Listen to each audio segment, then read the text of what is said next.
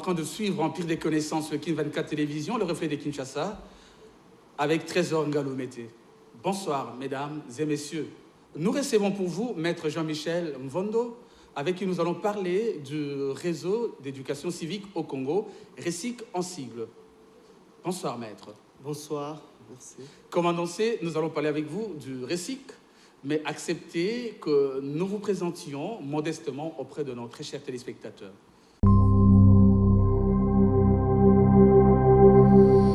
Licencié en droit de l'Université de Kinshasa, Maître Jean-Michel Mvondo Kavunji, secrétaire exécutif du réseau d'éducation civique au Congo, est aussi avocat au barreau de Matete.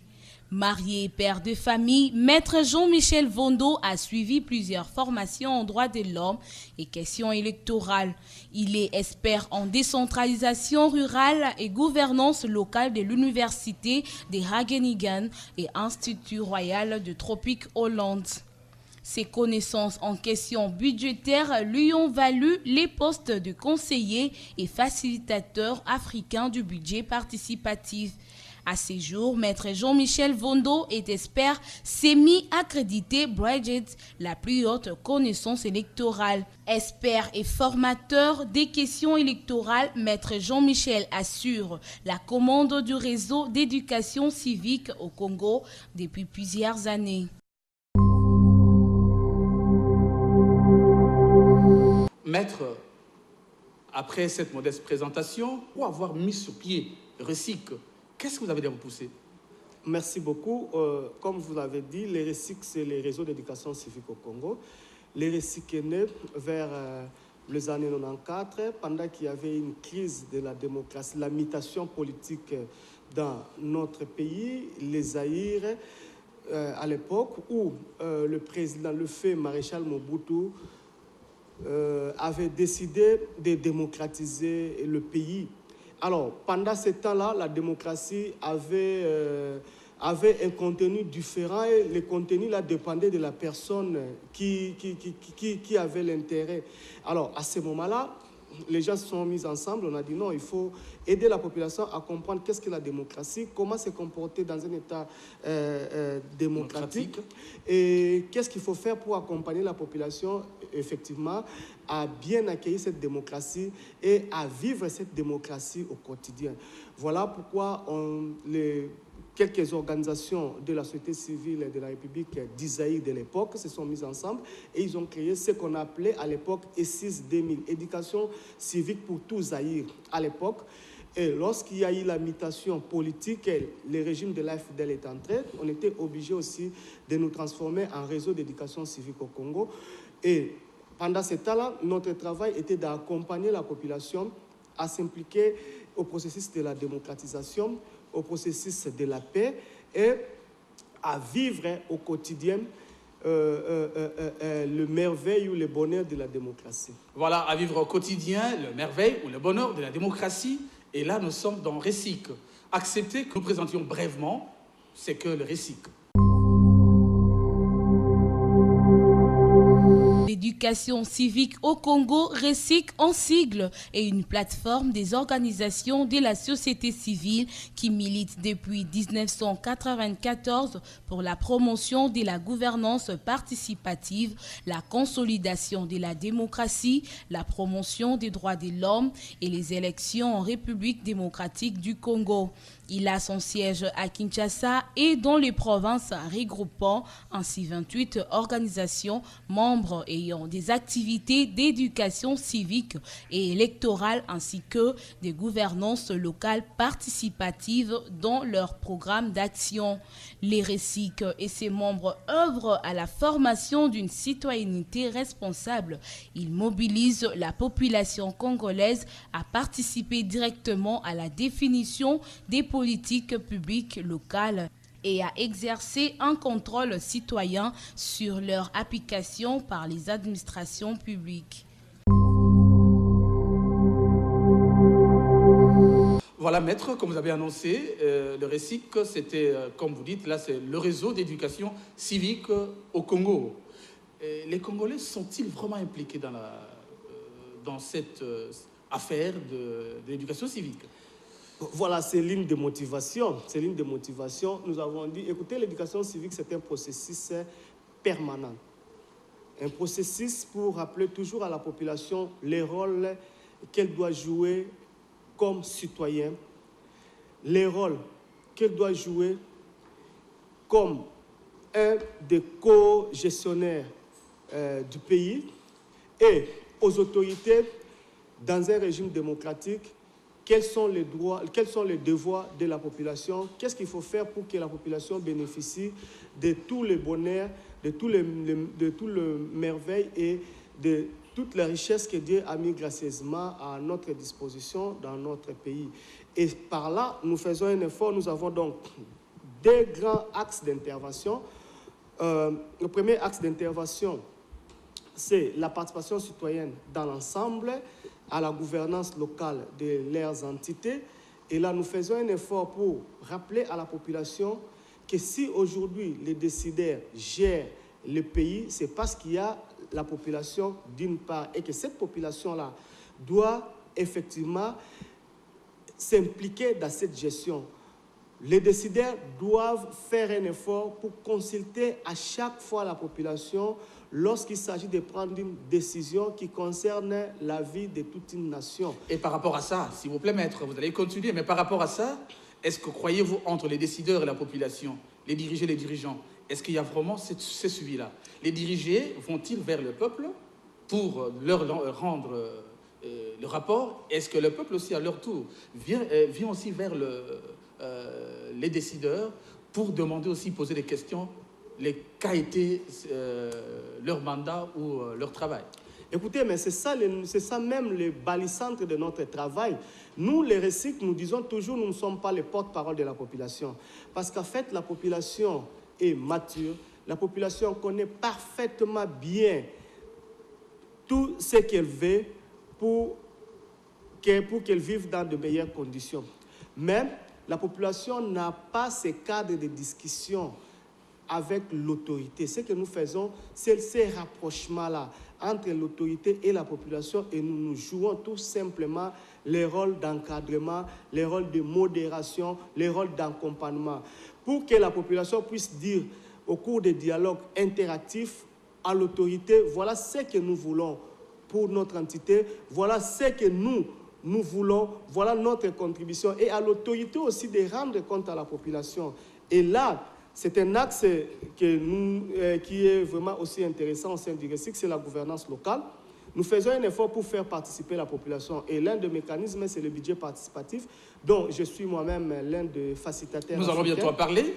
Nous allons bientôt parler du budget participatif. Oui, voilà. Et puis même de la bonne gouvernance. Je crois que c'est l'un des points. Alors, deuxièmement, nous commençons d'abord par la structuration de la communauté, parce que si vous êtes dispersés, vous ne serez pas très fort pour parler une seule voix auprès de l'autorité.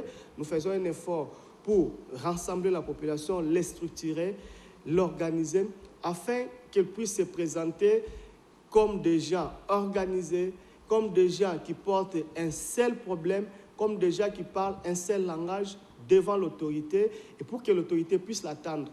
Mais ça, cette stratégie-là, nous appelons ça tribune d'expression populaire.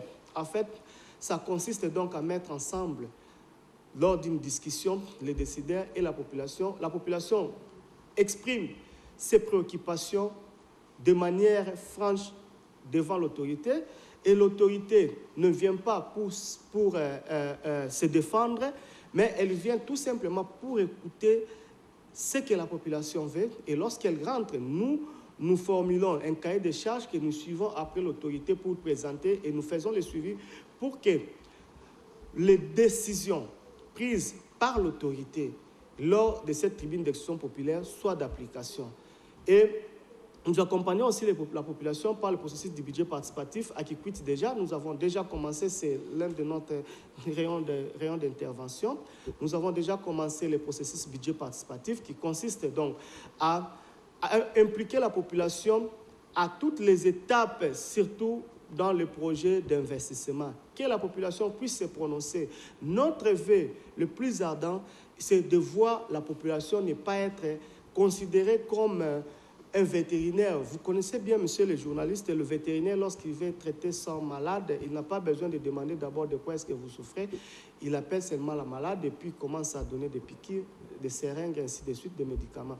Or, la population ne peut pas être traitée comme ça. La population sait très très bien ce qu'elle veut. La population a d'abord besoin de se prononcer, de dire exactement ses besoins pour que l'autorité puisse enfin mettre en place des projets, des stratégies qui ne soient pas en marge du vœu de la population. Et si cette population ne comprend pas, vous croyez, vous considérez, vous taxez, vous dites que la population est mature. Mais on peut être mature, mais peut-être sans ne rien comprendre. Il y a deux choses, l'intelligence, il y a le savoir-être, le savoir-vivre, ou le savoir-faire plutôt. Est-ce que votre population, la population dans laquelle vous vous trouvez, pensez-vous tout en étant mature, elle a le savoir-être et le savoir-faire? Non, la population congolaise a tout cela. Mais cela, c'est les circonstances de vie, c'est le contexte de la gouvernance de nos dirigeants qui fait en sorte que la population ne puisse pas se prononcer. C'est ça, c'est la misère, c'est la souffrance qui fait en sorte que la population commence d'abord à s'occuper de son vécu quotidien, de son ventre, au lieu de penser de la gestion publique. Oui. Mais notre but à nous, c'est de faire un effort pour que la gouvernance change, pour qu'au sein des entités, des ETD, au sein de la commune, au sein de la province, ainsi de suite, que la population puisse comprendre qu'effectivement, il y a un problème de ventre, c'est vrai, mais le problème de la gouvernance de notre entité, c'est aussi l'une des priorités. Et croyez-vous que les dirigeants font ça exprès pour que les dirigés n'aient pas le temps d'aller vers eux? Ne me dis pas qu'ils ne connaissent pas tout cela.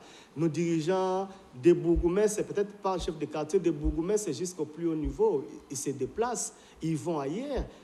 Ils voient comment est-ce que leurs collègues d'autres cieux gèrent les entités. Ils voient des projets mis en œuvre par les décideurs d'autres pays. Mais s'ils ne les font pas, nous disons tout simplement, il y a des choses, soit la volonté politique, la faible volonté politique.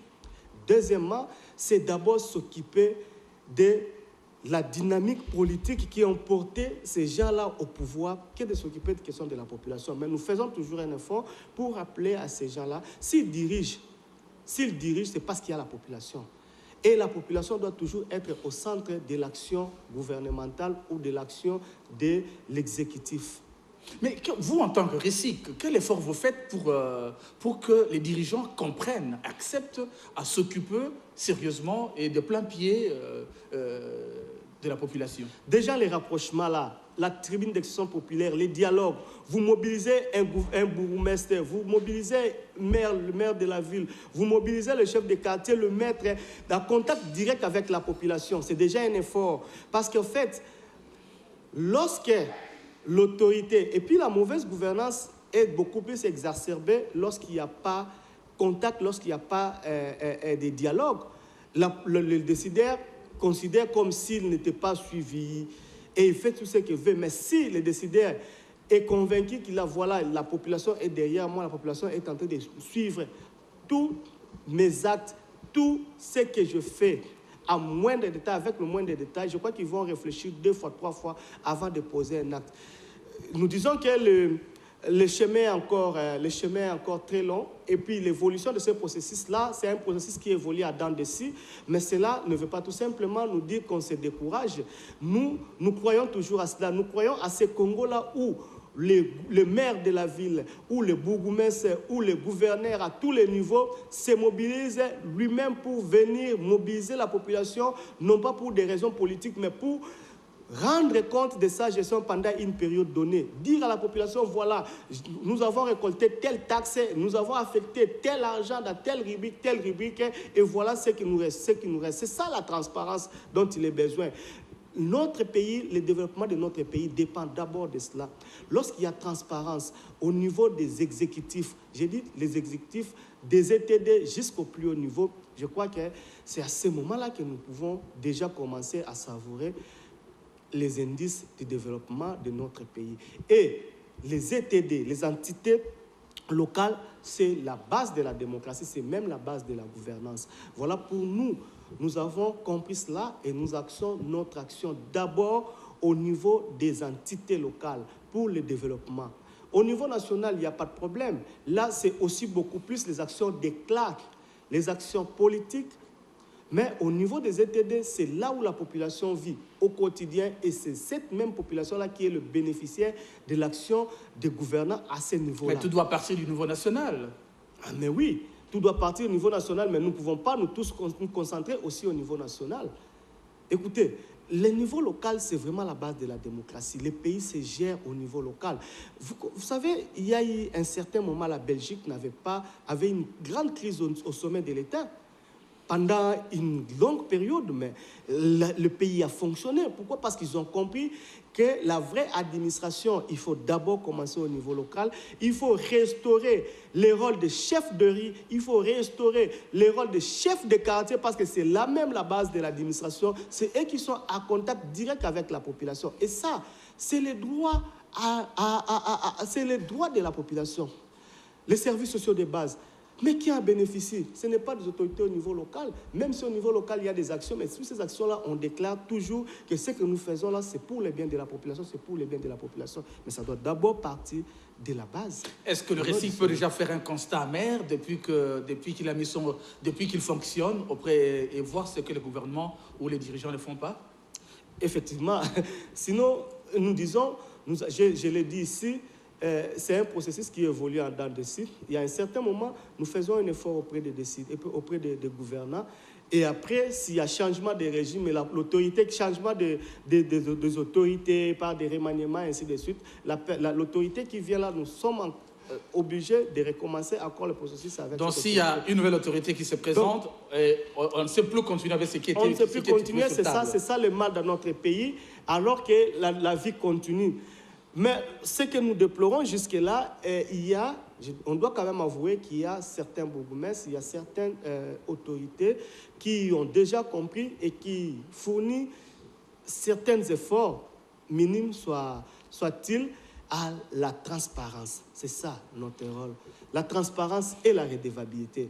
Mais dans la plupart des cas, la transparence et la redevabilité n'est pas toujours au rendez-vous. Je peux vous donner un exemple. Toutes les mamans qui vendent là dans le marché, elles payent la taxe de salubrité, mais allez voir dans quel état est-ce qu'ils sont en train de vendre, étaler leurs marchandises. Alors qu'ils payent la taxe de salubrité, la taxe c'est la contrepartie d'un service rendu. La population paye la taxe, mais ne bénéficie pas. Oui, dans certains marchés, on trouve les mamans vendre même les sols. Hein? Voilà. Alors, mais ce que nous faisons, c'est d'abord de dire à cette personne-là, ce n'est pas normal cela. Comme vous payez la taxe, vous devez impérativement bénéficier aussi des services de l'État. Mais ce n'est pas la faute à ces mamans, c'est la faute à ces autorités, à ceux qui dirigent le marché. Cette taxe est perçue, mais on ne veut pas mettre ces mamans dans de bonnes conditions. Oui, mais ceux qui payent les taxes là doivent revendiquer. Effectivement, c'est ce que nous faisons. Croyez-vous que ces mamans ne revendiquent pas? Non, mais à quelle échelle? À quelle échelle? Et ils vont même aller un peu plus loin à boycotter, à payer ces taxes-là, parce que là, c'est une injustice. Comment est-ce que vous payez? Et à contrepartie, les décideurs ne savent pas honorer l'engagement. Chaque jour, il y a des marchés. Je préfère ne pas citer les noms, mais quand vous passez, vous voyez des gens passer avec des billets, des tickets, percevoir 200 francs, 500 francs, ainsi de suite à la longueur de la journée. Et ces gens payent. Et parfois, les gens se sont frappés de manque d'électricité. Effectivement, c'est ça. C'est ça notre rôle. Donc, nous sommes en train de veiller parce que, vous savez, le mal reste le mal, même si tout le monde le fait. Et on ne peut jamais s'habituer au mal. Même si toutes ces personnes-là, tous ces redevables-là, toutes ces situations normales, vous payez, il n'y a pas la contrepartie de l'État. Mais ça, ce n'est pas normal. Notre rôle, c'est de leur dire, voilà cette situation-là, ce n'est pas une situation normale et que vous pouvez vous mobiliser, revendiquer cela. Et c'est ça, nous faisons un effort pour pousser la population à comprendre la situation dans laquelle nous vivons, c'est une situation. Mais revendiquer, aller vers qui? Effectivement, ils vont se mobiliser comment? Ou ils vont se mobiliser comment? Ces commerçants? Prenons les cas de marché. Ils vont aller vers qui? Qui va les devoir? Qui va les entendre? Dans notre stratégie d'intervention, nous avons ce que nous appelons les NAPO, Noyaux d'action pour la participation populaire à la gestion de leurs entités. Les NAPO sont structurés, il y a les leaders des NAPO. On commence d'abord par la tribune d'action populaire.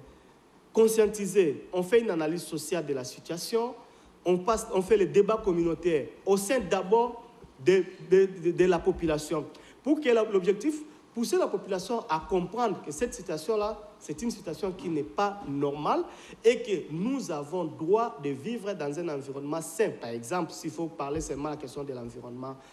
Après, lorsque les gens vont prendre conscience, nous interpellons maintenant, si c'est le marché, l'administrateur du marché.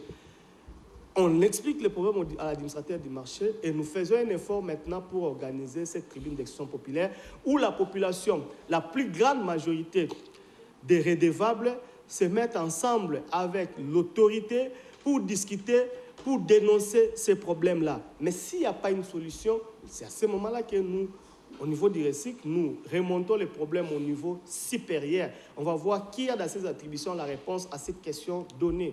Et si c'est le bourgmestre, nous allons auprès du bourgmestre, on organise encore cette fois-là la tribune d'expression populaire. Je dois vous assurer que c'est un exercice, d'emblée, ça paraît rigolo, mais c'est un exercice, depuis que nous avons commencé, qui a quand même produit des fruits. Très bien. Alors, parce que vous parlez de la transparence, allons dans la bonne gouvernance. C'est un des axes du RESIC. Voilà. Que fait le RESIC par rapport à la participation citoyenne à la bonne gouvernance? Voilà. À la bonne gouvernance, c'est ce que j'ai dit là, notre participation se résume autour d'abord de suivi-contrôle. Suivi-contrôle de l'action publique. Ça veut dire, au sein de l'entité donnée, il y a les actions du gouvernement, de l'exécutif à différents échelons, au niveau des communes et ainsi de suite. Ce que nous faisons tout simplement, nous analysons avec la population, les bénéficiaires qui habitent cette commune donnée, les actions prévues par le chef de l'exécutif. Voilà, il a promis ça, ça. Est-ce qu'il a réalisé cela? Pourquoi cela n'est pas réalisé? Et qu'est-ce qu'il faut faire maintenant? Nous allons vers ces gens-là pour leur poser la question. Aussi, cette tribune d'action populaire-là, c'est l'occasion aussi que nous donnons à la population pour dénoncer, pour échanger. Ça n'arrive pas tous les jours, je dois vous avouer. Et ce n'est pas aussi tous les bourgmestres qui acceptent de se soumettre. Parce que c'est un contrôle. C'est un exercice très compliqué. Oui. Très compliqué. C'est déjà un contrôle, vous le contrôlez. Voilà. Et c'est ça. Les gens n'acceptent facilement de se faire Les contrôler. gens n'acceptent pas facilement le contrôle, mais pour ceux-là qui, en âme et conscience, savent qu'ils ne gèrent pas bien, mais ceux qui gèrent bien acceptent facilement cet échange et ils demandent même que nous puissions organiser de temps en temps ces cadres de dialogue, ces cadres de discussion. Ça permet aussi à l'autorité de bien asseoir son pouvoir. Et c'est ça même l'un des piliers du processus. La bonne gouvernance en République démocratique du Congo, c'est bien parti. Bon, écoutez, ça c'est un débat, je dois dire, sincèrement, nous sommes encore un peu plus loin, un peu très loin. Si on voit seulement les choses ici au niveau local, le mal a été transformé en bien et la population, dans d'autres cas, nous ne savons pas tracer la ligne de démarcation les antivaleurs entre ce qui est mal et ce qui est... Parce qu'on est beaucoup plus habitué à ces mal-là. Mais s'il faut aller échanger avec d'autres amis de la société civile, d'autres CIE, c'est à ce moment-là que nous allons comprendre que nous sommes vraiment au sous-sol. Nous allons souvent dans des rencontres, et plus récemment, là, je viens de séjourner au Canada, et j'ai eu cette chance-là de rencontrer les amis d'abord africains, les amis de l'Amérique du Sud, avec lesquels on a discuté longuement par rapport à cette question de la participation citoyenne à la gouvernance, par rapport à cette question de transparence. Mais je vous dis, on est encore sous-sol. Mais nous sommes en train de faire un effort de sortir du sous-sol, sortir d'abord du sous-sol et puis faire un effort pour remonter et puis rejoindre nos amis au niveau où ils se trouvent. Je ne dis pas qu'il n'y a pas un effort. Nous reconnaissons qu'il y a quand même des efforts qui sont en train d'être faits, ça et là. Et par l'effort de la plupart des organisations, aussi de la société civile, qui sont en train d'impulser cette transparence, il y a quand même une légère avancée, mais nous disons que cela n'est pas autant... L'occasion vous est donnée, parce que généralement, les organismes profitent par le dos, s'il faut dire, voilà. Par derrière la caméra. Mais vous avez une occasion de parler maintenant de ce que vous constatez. Voilà. Et je dis ce que nous constatons, la transparence et la redevabilité, en tout cas pour la République démocratique du Congo, nous avons encore beaucoup à faire. Mais nous faisons un effort. Chaque fois, nous participons à des rencontres internationales. Nous allons voir nos amis, échanger avec ceux qui ont vécu les mêmes problèmes avec nous pour leur dire, voilà, comment est-ce que vous avez fait, échanger l'expérience et puis nous renforcer pour voir comment changer notre stratégie. Je ne dis pas qu'il n'y a rien qui est fait, mais c'est encore un luxe. C'est encore un luxe. Ceux qui le font là, c'est peut-être parce que nous, la société civile, on est derrière eux. Mais nous, notre rêve le plus ardent, c'est de voir ces bourgmestres-là, de lui-même prendre cette initiative, sans la société civile, sans les RESIC, sans d'autres organisations, mobiliser la population pour rendre compte. Voilà, ce mois, nous avons mobilisé autant, voilà ce que nous avons fait. C'est cela, la transparence. Et cela ne se limite pas seulement au niveau de gouvernance, mais nous allons un peu plus loin, même à surveiller les processus électoraux aussi. Et là, tout à l'heure, oui, mais parce que nous avions annoncé, continuons d'abord dans cette optique-là de la transparence. Et il y a des conférences budgétaires. Quel est l'apport du RESIC dans ces différentes conférences? Bon, l'apport du RESIC, nous avons toujours eu à participer aux conférences budgétaires, les processus de la mise en œuvre du budget. Nous faisons toujours un effort pour interpeller nos amis. Bon, je ne peux pas dire tout ce que nous sommes en train de vivre là-bas, mais je le dis clairement, on a encore beaucoup à faire et nous ne devons pas nous baisser les bras. La société civile a vraiment beaucoup d'efforts à faire pour pousser la politique à changer la façon de gérer. Les services d'assiette, ils viennent, vous dire, au lieu d'augmenter, mais ils viennent avec des propositions, des recettes qui fait fâcher certains amis les amis de la société civile.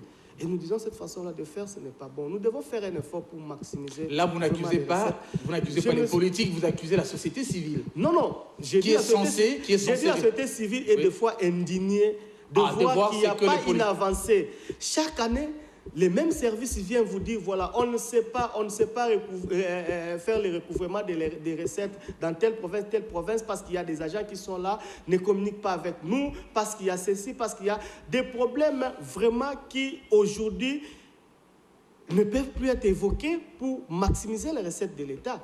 Mais, curieusement, ça revient chaque année. Mais on ne tire pas la leçon. Si cette année, vous n'avez pas fait cela, il faut rentrer, maximiser des stratégies pour que l'année qui suit là, vous ne puissiez pas encore venir avec le même argument. Mais c'est ce que nous constatons. Mais nous sommes là, avec un œil vigilant, nous sommes en train de regarder les dépenses, ceux qui viennent avec les dépenses et des recettes de l'État, et pour voir comment est-ce qu'effectivement nous allons contribuer positivement. Oui, mais de part et d'autre, est-ce qu'il y a une mauvaise volonté politique? C'est ça, le Congo, c'est le problème. Le vrai problème, comme je l'ai dit, c'est un problème aussi politique. Est-ce que vous pouvez imaginer des ministères qui ont été créés? On crée un ministère, mais il n'y a pas de sous-bassement. Donc, le ministère s'est créé pour satisfaire à telle ou telle autre personne parce qu'il passe souvent à la télévision ou parce que c'est une famille politique telle, nous devons impérativement le payer. Mais non. Ça, c'est quand même une question. C'est pas normal, maître, qu'on crée un ministère qui n'a pas de soubassement. Chaque ministère a un soubassement. On sait que, par exemple, je prends les cas. Nous disons les PSP de l'enseignement primaire secondaire. On prend le ministère de l'enseignement supérieur universitaire. Oui, mais c'est ça, effectivement, parce qu'il y a certains ministères qui n'ont qu'une année d'âge ou 2 ans seulement. Mais ces ministères-là existent, mais on vous dit qu'ils ne sont pas logés. Je ne vais pas citer les noms de ces ministères-là. Le ministère n'est pas logé. Et pire encore, on vient nous déclarer que le ministre n'a pas un véhicule. Est-ce que vous pouvez comprendre cela? La solidarité d'abord gouvernementale au sein de ces ministères-là, nous disons que ça n'existe pas pendant que le ministre a 4 ou 5 véhicules. Le ministère qui a dans ses attributions la réponse aux questions humanitaires. Mais ces ministères-là n'ont rien. Je ne suis pas en train de faire le plaidoyer ici de ces ministères-là, mais c'est pour dire effectivement, lorsqu'on veut créer un ministère, on doit d'abord prendre en compte un certain nombre de données, on doit prendre en compte un certain nombre de décisions du point de vue juridique, du point de vue financier, du point de vue logistique, ainsi de suite, pour créer le ministère. Et la conséquence, c'est que les gens viennent avec des budgets qui logiquement qu'on ne peut pas comprendre. Donc, et ça, c'est...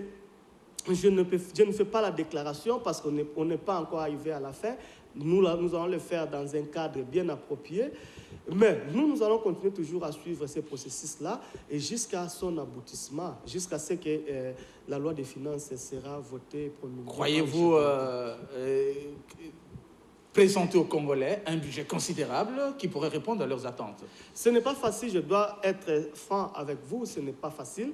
Et chaque année, nous faisons un effort pour l'amélioration, nous faisons un effort pour qu'on puisse effectivement prendre et mettre en place un budget qui doit impérativement répondre aux besoins de la population. Mais la politique est ce qu'elle est. Cela ne veut pas dire que nous baissons notre bois ou nous sommes découragés. Non. Nous avons toujours l'espoir que la situation pourra changer. Très bien, l'association pourra changer. Nous sommes en train toujours de participer à ces processus et nous espérons que cette fois-ci, on sera quand même écouté, même à 20% ou 15%. C'est très bien, je crois que c'est notre souhait que le RESIC arrive à faire son travail normalement. Et parlons de la contribution du RESIC au processus électoral. Effectivement, nous nous sommes convaincus que les élections, c'est le seul moment où la population peut dire qu'effectivement, elle a gagné sa démocratie. C'est le seul moment où la population peut dire effectivement on a sanctionné des mauvais et on a mis en place de vrais ou de meilleurs dirigeants. Voilà pourquoi le RESIC est encore impliqué dans ce processus électoral. Notre implication consiste d'abord par le suivi-contrôle de l'action du central électoral de la CENI. Nous surveillons comment les opérations se passent, nous faisons une interaction avec le démembrement de la CENI au niveau des antennes, au niveau des CEP, chaque fois qu'il y a un problème, parce que le RESIC est en train d'animer une campagne, une grande campagne de mobilisation de la population autour du processus électoral. Nous avons commencé avant la révision du fichier électoral. Nous sommes en train de le mener encore pendant que l'opération se passe et nous continuerons à l'amener jusqu'à ce que les résultats des scrutins au dernier niveau sera publié. Donc, ce que nous faisons, d'une part, nous contrôlons les actions des décideurs, ce que nous faisons, le suivi de proximité de l'action de la CENI. Nous interagissons avec les antennes, nous interagissons avec le secrétariat exécutif provincial et nous interagissons avec le niveau national de la CENI. Et tout cela pour que, en fait, qu'il n'y ait pas de tentatives de fraude afin que les opérations se déroulent dans un climat très apaisé. Les animateurs que nous avons déployés sur terrain, ils sont au nombre de 100, et ça c'est avec l'appui de Counterpart qui a bénéficié de l'appui de l'USAID et UKED qui nous appuient à cela. Ils descendent sur terrain, ils font des porte-à-porte, ils animent des campagnes porte-à-porte pour mobiliser la population. D'abord, l'expliquer, c'est quoi le processus électoral, c'est quoi les élections, pourquoi tu dois aller prendre la carte d'électeur. Ce n'est pas seulement pour avoir l'identité, mais pour avoir une arme qui pourra t'aider à sanctionner ou à primer le meilleur ou le mauvais candidat. Deuxièmement, nous leur disons de faire un effort pour participer massivement au processus de la révision du fichier électoral. Comme vous le savez, messieurs les journalistes, le RESIC accorde un intérêt particulier à l'opération d'enrôlement ou de révision du fichier électoral parce que c'est le corps même de la démocratie. C'est maintenant que les élections se gagnent. Mais curieusement, ce que nous constatons sur terrain, parce que nous avons déployé des animateurs sur terrain et nous avons déployé aussi des observateurs sur terrain qui sont en train de surveiller les processus, comment ça déroule. Nous avons déployé 120 observateurs sur toute l'étendue de la ville-province de Kinshasa.